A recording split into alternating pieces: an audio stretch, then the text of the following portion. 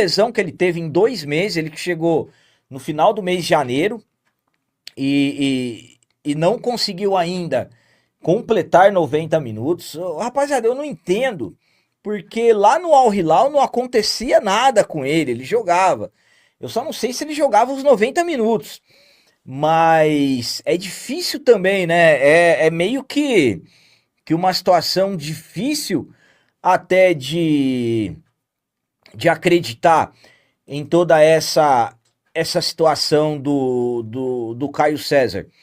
Para ser assim, muito sincero com vocês, chega a ser inacreditável o que acontece com o Caio César dentro do Corinthians. Por quê? Nós estamos falando de um jogador que foi um pedido especial do treinador Dorival Júnior. O Dorival insistiu para que o Caio César fosse contratado. Não foi fácil fechar negócio pelo Caio César. Foram muitas negociações com o Al Hilal. O Al Hilal não gosta de emprestar jogadores. E o Al Hilal também não precisa emprestar jogadores. Por quê? Porque eles têm dinheiro.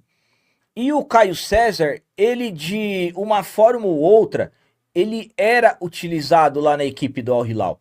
Então não foi uma negociação fácil de se fazer. E o Caio César foi um pedido especial do Dorival pelas características dele. Um jogador que tem velocidade, um jogador que tem muito recurso no famoso 1 contra 1, um atleta que consegue se virar. É aquele jogador que quebra linhas. O Caio César, ele é muito bom nas jogadas individuais, ele é muito bom de drible. É um jogador que pode decidir uma partida a qualquer momento. Só que volto a dizer a vocês, é inacreditável o que acontece com o Caio César no Corinthians. O Caio César chegou, ele foi um dos primeiros a chegar. Falando em reforços, eu vou tentar me lembrar aqui. O primeiro foi o Gabriel Paulista, o segundo, o Matheus Pereira, o terceiro, o Pedro Milans. O Caio César, se eu não me engano, ele foi o quarto reforço de todas as contratações que o Corinthians teve. Ele chegou no final do mês de janeiro.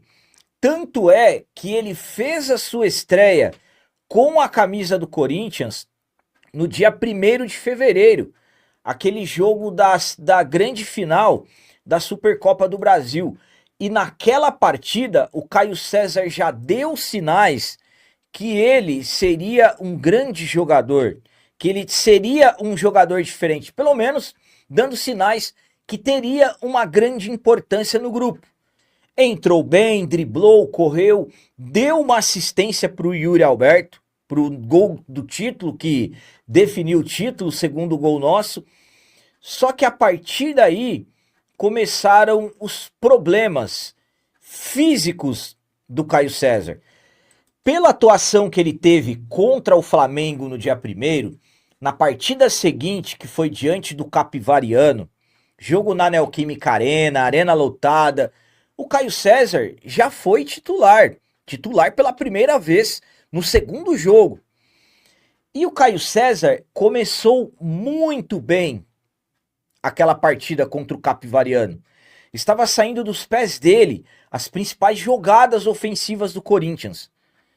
Só que aí, com menos de 15 minutos, o Caio César caiu, mão no posterior da coxa.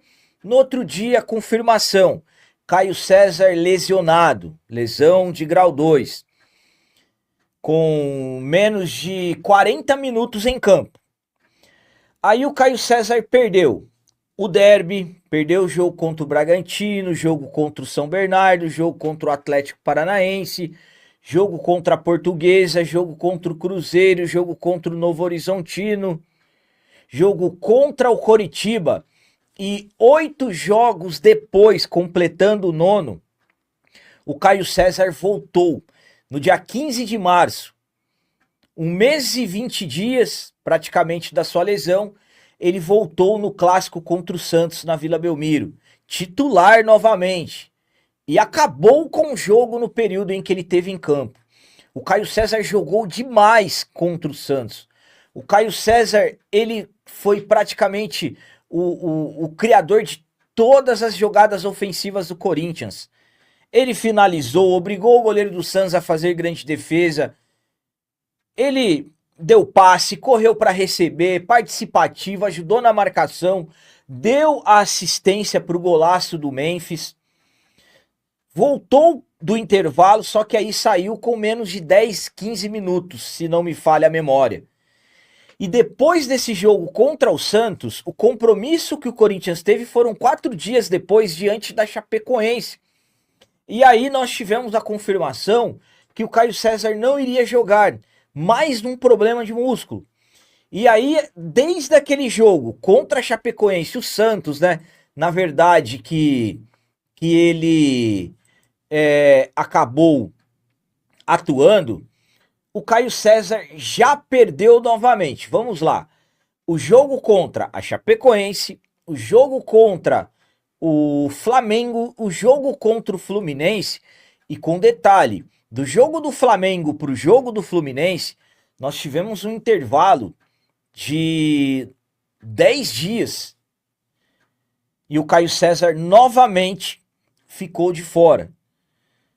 Então, o Caio César até aqui, meia hora contra o Flamengo, 20 minutos, 10 minutos contra o Capivariano, 30 minutos, e 60 minutos contra a equipe do Santos. Então vamos colocar aí 90 minutos, uma partida completa do Caio César, juntando todas as vezes que ele entrou. Ele teve 3 participações em jogos até agora: Flamengo, Capivariano e o Santos.